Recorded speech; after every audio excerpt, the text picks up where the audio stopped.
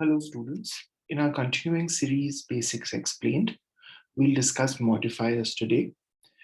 Do subscribe to the channel because we have many videos coming up that explain the basics of different topics that are tested on the SAT and ACT. So what is a modifier? A modifier is a descriptor. It's what a phrase or a group of words do when they act as an adjective. For example, look at this sentence. Locked in a vault for 50 years, the owner of the coins decided to sell them. This part, which describes the coins, is a modifier. And the rule about the modifier is that it should come next to the noun that it describes, to the noun that it modifies. So here, if I don't change the sentence the way it's written, it would make it seem that the owner was locked in a vault for 50 years, which would be incorrect. So there are a number of ways that you can correct it. You can say the owner of the coins, comma, which were locked in a vault for 50 years, comma, decided to sell them. So when I do that, I'll write it here. When I say the owner of the coins, comma, which were locked in a vault for 50 years, comma, decided to sell them. Now I have corrected the modifier error by bringing the description, which is the fact that the quantity or the object which was locked in a vault is coins. I've brought it next to the modifier. Number two, sailing up the river, the Statue of Liberty was seen. Again, this makes it sound as if the Statue of Liberty was sailing up the river. So we need to correct it. Sailing up the river, we saw the Statue of Liberty. Because who is sailing up the river? We are, or the group, or the tourists. It has to be somebody who was sailing up the river while they saw the Statue of Liberty. So the part after the comma has to refer to the subject that was sailing up the river. Number three, walking back from the village, my wallet was lost. Now, you might say that it's pretty clear that the meaning of the sentence is that I was walking back from my village or from the village and I lost my wallet. But grammatically, this sentence is wrong because it makes it sound as though the wallet was walking back from the village. So you would have to rewrite this and say, walking back from the village, I lost my wallet. Because it is I who was walking back from the village. This is the reason that modifier errors can be hard to spot, because it is often possible to determine the meaning of the sentence, even when the sentence has a modifier error. And so these errors can be particularly challenging to correct. Number four, at the age of 20, my father let me drive his car. So what the sentence is trying to say is that when I reached 20, my father let me drive his car. But this makes it sound as though the father was 20 when it happened.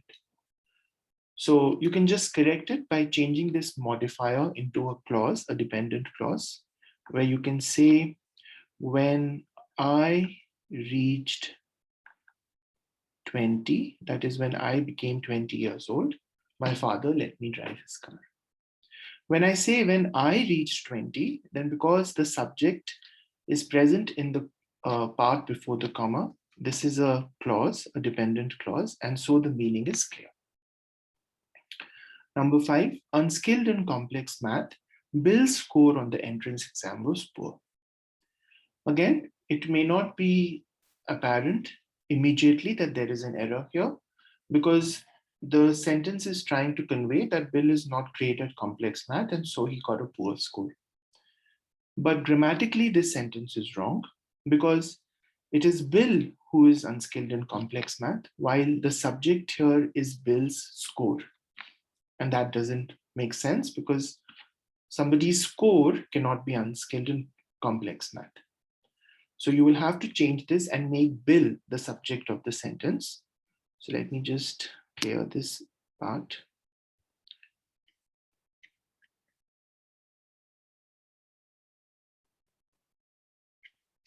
Right.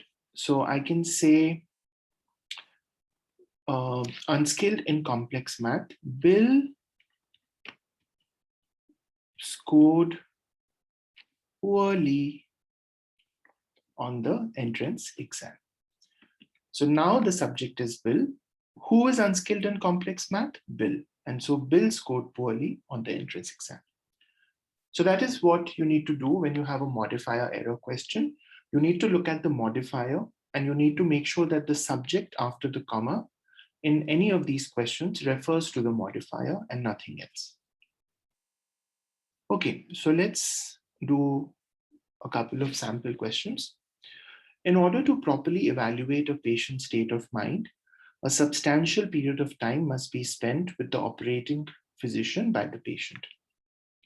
So when I say in order to properly evaluate a patient's state of mind, I'm basically saying what an operating physician should do.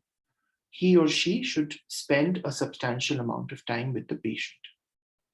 So my subject for this part, this modifier is the operating physician, because it is the physician who will evaluate a patient's state of mind. So I can't start with a substantial period. So A is out. In B, the operating physician and the patient. There is a dual subject. So that can't be correct because I just need the operating physician to be the subject because that is the person who will evaluate the patient's state of mind. So B can't be correct. In C, the subject is the patient. So that can't be correct. Now in D, I have the operating physician as the subject. So I need to read both of these. The operating physician must spend a substantial amount of time with the patient. And E, the operating physician must ensure that they spend a substantial amount of time with the patient. So this is the right answer. It's concise and it has no modifier error. So that's correct. In this, the problem is the pronoun agreement is wrong. Operating physician is singular. So not that, they. Let me just clearly mark that. And so my pronoun should also be singular, right? Which means I should say the operating physician must ensure that he or she spends a substantial amount of time with the patient, right? I can't use the plural pronoun for a singular noun. So that makes E an error. And so the right answer is B. Okay, let's look at another sample question. Responding to growing demand for high-end vehicles, the interiors of the newest models are so luxurious that they sell for nearly twice the price of last year's models. Now, when I say responding to growing demand for high-end vehicles, I obviously have to talk about companies that make vehicles, right? Companies that make these cars, because they are the ones who will respond to the growing demand for high-end vehicles. So I can't start the part after the comma with the interiors. That will be a modifier error. So any option that starts with the interiors is going to be wrong. I need to start with automakers because it is the automakers who are responding to growing demand. Now between C and E, let's read. Responding to growing demand for high-end vehicles, option C, automakers have installed interiors in the newest models that are so luxurious that they sell. And now I see an ambiguity with they. This is pronoun ambiguity. Why? Because this could make it sound that the interiors sell for nearly twice the price, or the models sell for nearly twice the price of last year's models. There are two nouns for which the pronoun could be used, and so there is an ambiguity with regard to the use of the pronoun. Am I referring to the interiors or am I referring to the models? I need to refer to the models, right? Because I'm talking about how these models sell for nearly twice the price. So C can't be correct. Let's look at E. Responding to growing demand for high-end vehicles, automakers have installed such luxurious interiors in the newest models that these cars sell, right? So here I have categorically written the noun again, that these cars sell. I'm not relying on a pronoun, so there is no ambiguity. These cars sell for nearly twice the price of last year's models. And so the right answer is E. Right. Hope you found this video useful. If you did, please hit the like button and subscribe to the channel. Let me know if there are other topics you would like me to discuss in Basics Explained series, and I'll upload them. I'll see you guys in a new video soon. Take care. Bye-bye.